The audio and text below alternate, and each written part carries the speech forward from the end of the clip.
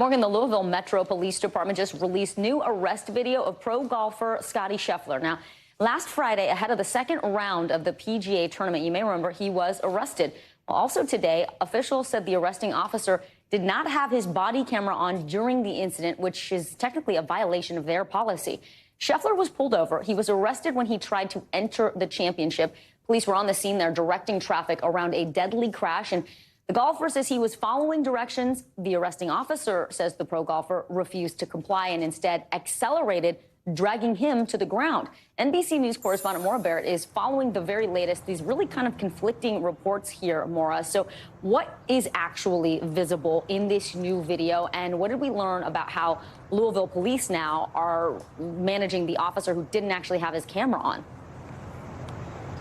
Yeah, Vicki, it's a lot of conflicting he said, she said situations here, right? And the problem is, as police laid out for us in the press conference this morning, is that there doesn't appear to be any video that exists showing that initial interaction between the police officers and Scheffler. And so the problem is the only video that we do have from two vantage points, one from a police dash cam and one from a traffic pole camera across the way and elevated, doesn't show anything but the actual arrest moments, is what police are telling us. And even that, the video is really hard to see. Remember, this happened early in the morning. It was raining. It was wet. And in one of the videos, that the traffic pole video that you can see, it's not confirmed whether what we're seeing is Detective Gillis, the arresting officer, or the officer in question, and Scottie Scheffler. And so we're out to the police department to clarify that. But what we do know is that the police chief did say that Detective Gillis, the arresting officer, has been placed under corrective action for the fact that he did not have his body cam on, which goes directly against police department policy.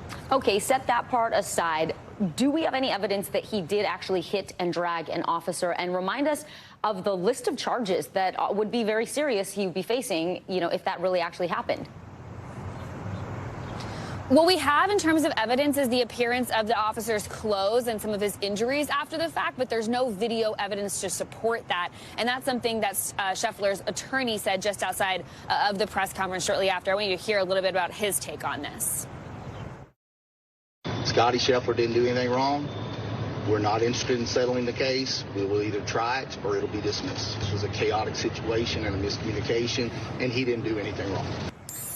Next steps are the arraignment on June 3rd. And as a reminder, Scheffler is facing felony second-degree assault on a police officer, along with some lesser charges of third-degree criminal mischief, reckless driving, and disregarding signals from officers. So we will hear more from that arraignment next week, Vicki. All right, NBC News correspondent Maura Barrett. Maura, thank you.